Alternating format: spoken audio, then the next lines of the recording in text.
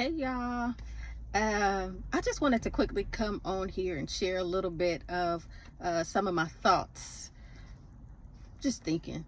I kind of was just sitting back and reflecting on some of the dating experiences I've had, and then my mind immediately went to how I feel so very differently now. Meaning the same, I don't know, the same kind of stuff I would come to relationships with. Some of the values I had are just kind of really different now. And I really, really believe that that's because of my relationship with Jesus. Let me be honest with you. It's been a span of some years that he has been intensely working with me and on me about me. Like, I have been through purification. You hear me? Purification. But I was just really thinking about some of the things that I would allow. And I just am, I just, it's really quite crazy. And I'm really thinking about it because I'm looking at the dating world we're in now, and some of the stuff that I see a lot of young women and women my age putting up with, allowing, even condoning, even saying, they with it. And in the back of my head, I'll be like, girl, stop lying. You don't want no situationship. You want a whole man. Now, there are some cases in which a woman would want a situationship and a woman would want to not be committed. But let me tell you, let me be honest. When you are in that space, 9 times out of 10, there's something going on within you that's not quite, like, you might have just resolved to be like, well, listen, this how it is. Dating is a cesspool. Man ain't, so I'm just gonna do me, right? I get it.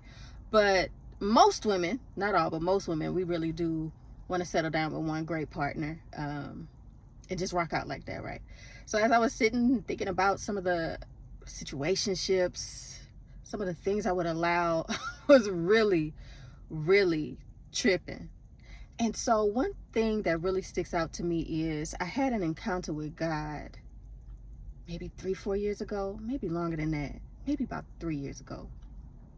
And I remember waking up one morning and I felt an overwhelming feeling of love. And it's hard for me to even really explain what I felt, but it felt like something had washed over me, and it was an intense, really big feeling of love. But if it had a flavor, if the love had a flavor, it would be compassion.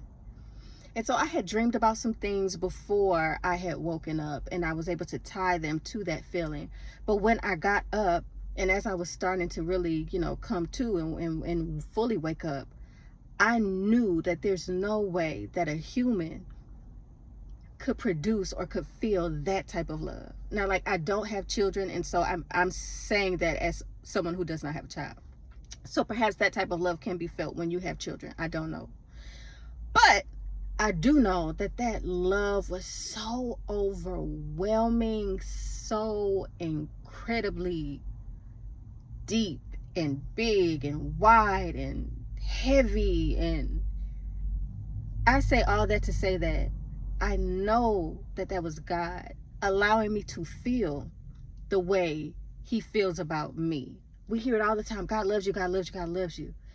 And it can sound so cliche, and we could even be like, yeah, okay, well, life hasn't looked like that, right? But lean into that, though. Lean into that, because that I felt, there are things that I just will not allow in my life. Because if I know the creator of all creation feels that way about me, there's certain situations I just can't allow, certain things that dishonor me, certain things that I am attracted to that are not healthy. And I really got to stop and look at, okay, so why am I attracted to this thing? Why am I wanting this? Why is it, because not that someone's love should be God's love. God, no one can compete with God. God is number one. He is love. But what I'm saying is, there's so much that is out in the world claiming to be a form of love, that I feel like if one person just was able to feel that love, they would definitely not settle for a lot of the stuff that they're settling for. So ask God to show you how he feels about you, and hope this made sense. I just want to share a little bit about what I was thinking. So yeah, bye.